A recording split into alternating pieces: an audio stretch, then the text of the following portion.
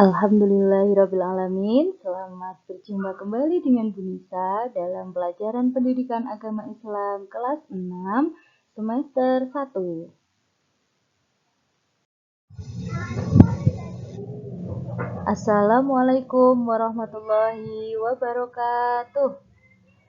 Anak Soli dan Solihah, bagaimana kabarnya hari ini?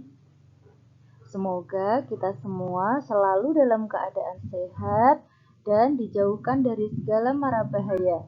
Amin.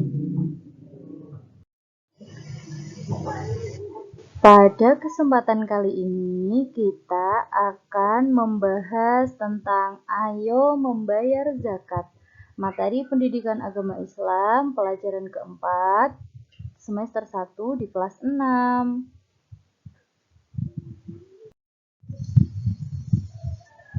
Pada materi ini, tujuan pembelajaran yang akan kita capai adalah yang pertama, peserta didik mampu menjalankan kewajiban berzakat sebagai implementasi pemahaman rukun Islam. Yang kedua, peserta didik mampu memahami makna zakat sesuai dengan implementasi rukun Islam. Yang ketiga, peserta didik mampu mengetahui macam-macam pembagian zakat.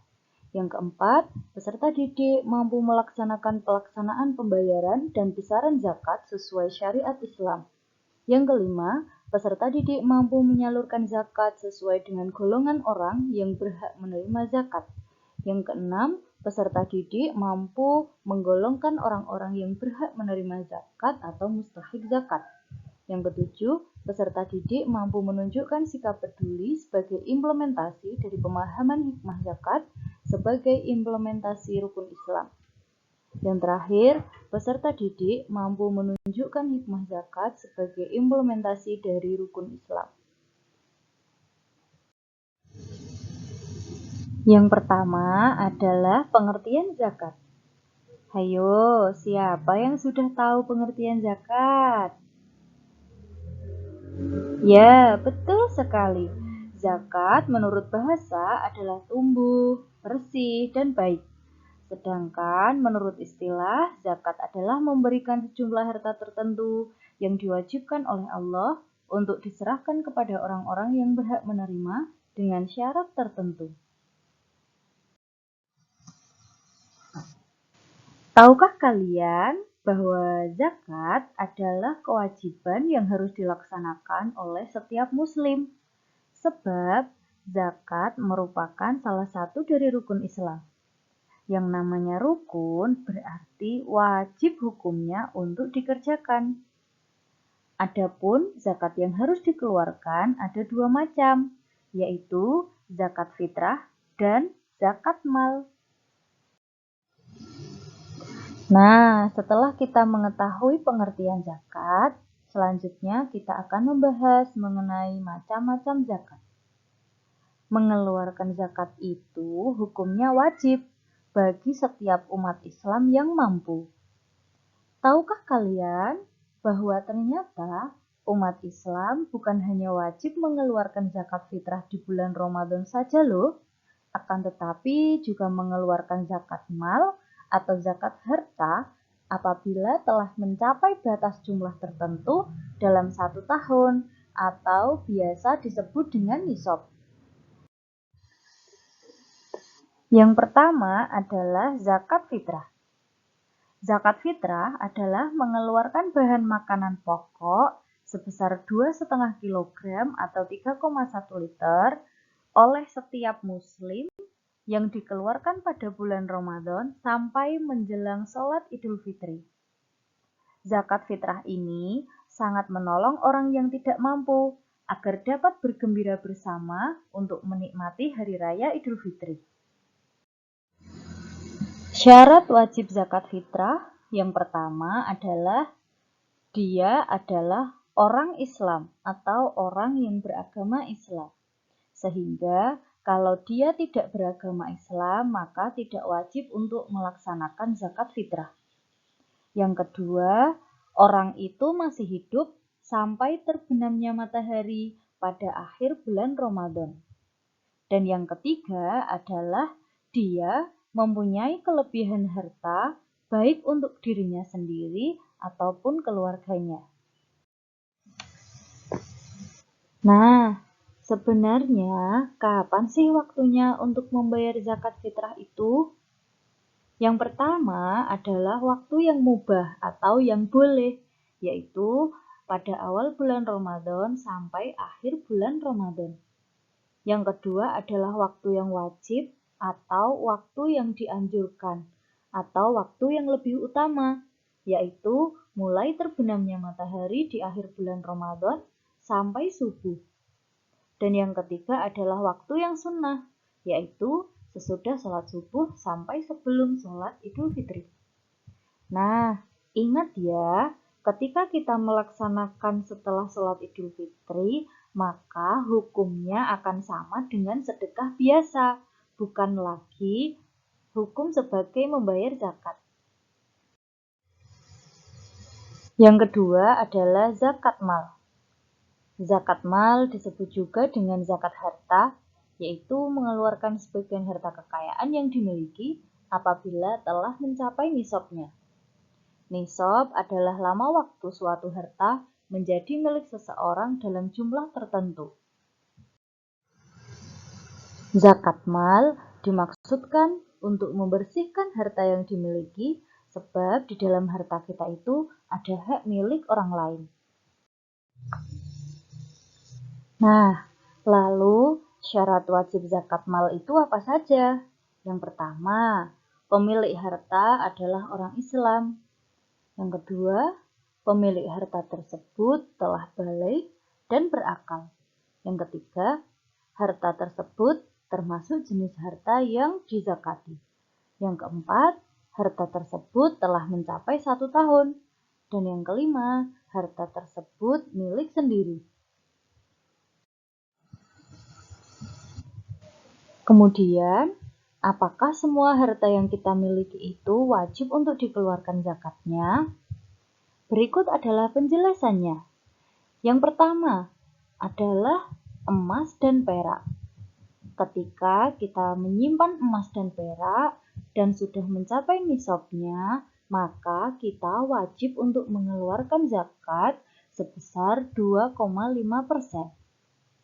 Yang kedua adalah hewan ternak. Ketika kita mempunyai hewan ternak, misalnya domba, unta, atau sapi, ketika sudah mencapai nisabnya, maka kita juga harus mengeluarkan zakat. Yang ketiga adalah hasil perdagangan, maka zakatnya adalah 2,5%. Yang keempat adalah hasil pertanian, misalnya jagung, padi, gandum, maka ketika airnya itu menggunakan irigasi yang membutuhkan biaya, maka zakatnya adalah 5%. Namun, jika pengairannya itu menggunakan tada hujan, maka zakat yang dikeluarkan adalah 10%. Dan yang terakhir adalah rikas atau harta temuan. Ketika kita menemukan harta, maka kita wajib untuk mengeluarkan zakatnya sebanyak 20%. Ketika kita mengeluarkan zakat, maka ada orang yang berhak untuk menerimanya, yang disebut dengan mustahik. Mustahik zakat atau orang yang berhak menerima zakat dijelaskan dalam Al-Quran surat At-Taubah ayat 60. A'udzu billahi minasyaitonir rajim.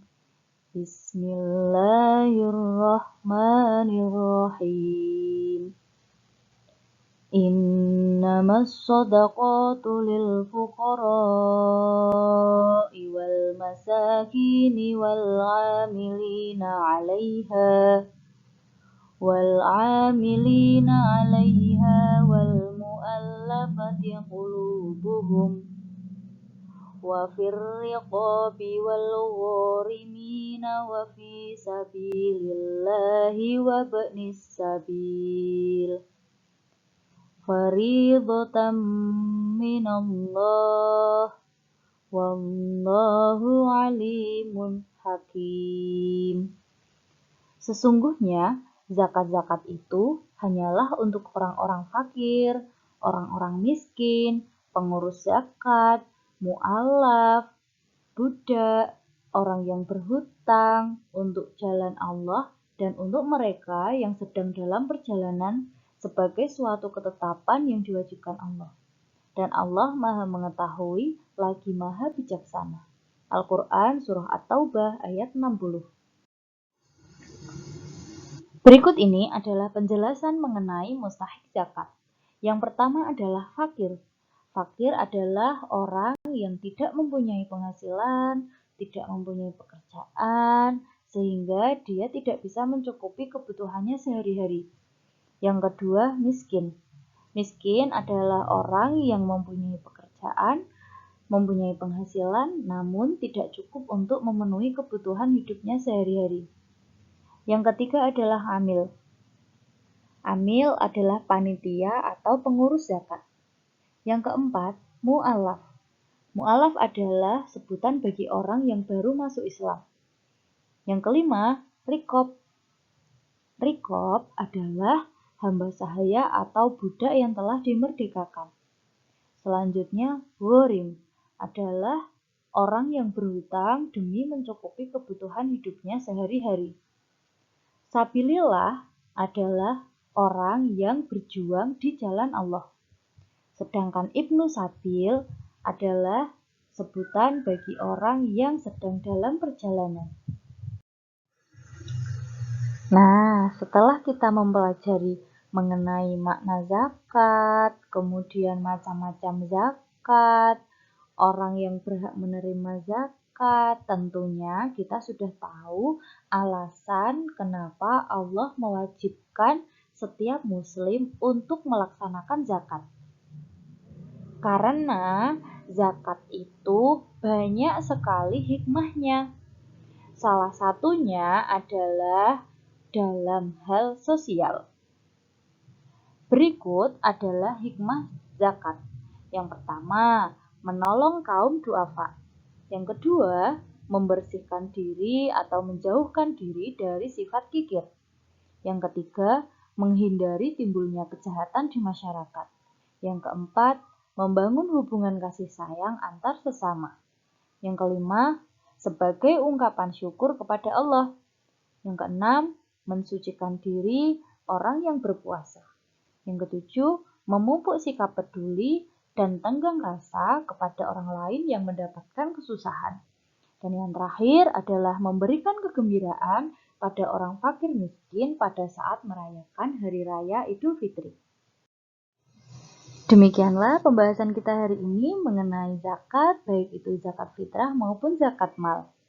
Semoga pembelajaran kita hari ini dapat memberikan manfaat, terutama untuk diri kita sendiri, agar dapat menjalankan kewajiban berzakat, baik itu zakat fitrah maupun zakat mal dengan baik, dan semoga apa yang kita lakukan dapat memberikan manfaat untuk orang lain.